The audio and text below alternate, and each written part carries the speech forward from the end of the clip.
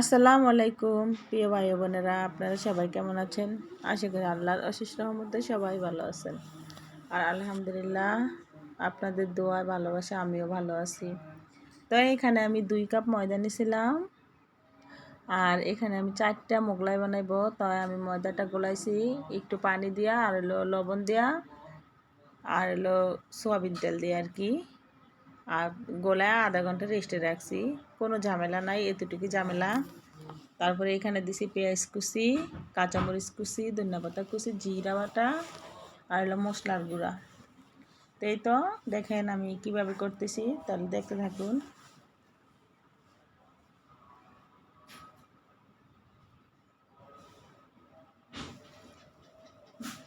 আর আমি এখানে ডিমের কুসুম দিয়ে দিতেছি, যেহেতু আটাটা মানে ময়দাটা ছুটে না যায় রুটি থেকে, এই জন্য এইভাবে দিয়ে দিতেছি। আর ছুটবে না আর কি। এখন উল্টা পিষ্টে দিলাম আর কি, যাতে ভিতরের ডিমটা না বাইরায়।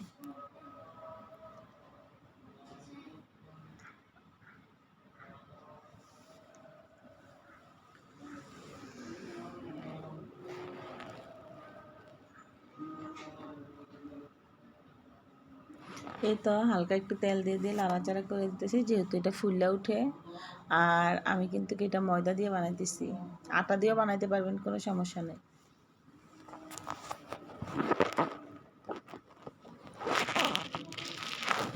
আর একটা ভেজে নিচ্ছি, আর এই যে এখানে আরও বেলা নিতেছি রুটি।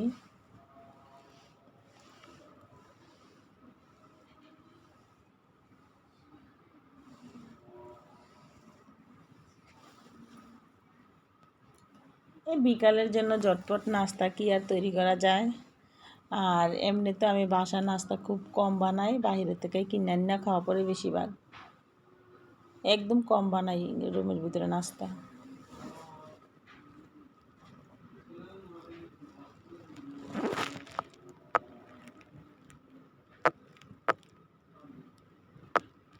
এই তো আমার মোগলাই ভাজা 2টা হয়ে গেছে। আর প্রথম একটা ভাজছিলাম।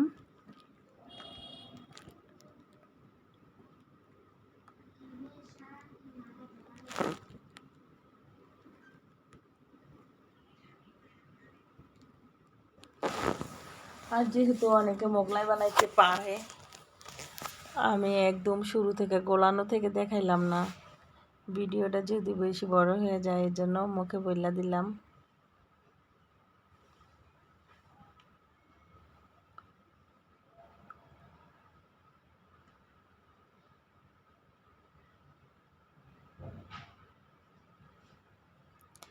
অনেক সুন্দর করে ফুলছে এগুলা।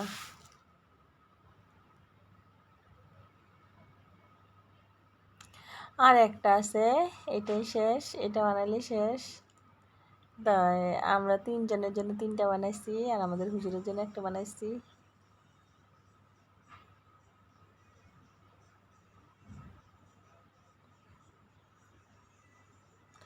এই তো মোগলাইগুলা ভাজা একদম আমার শেষ।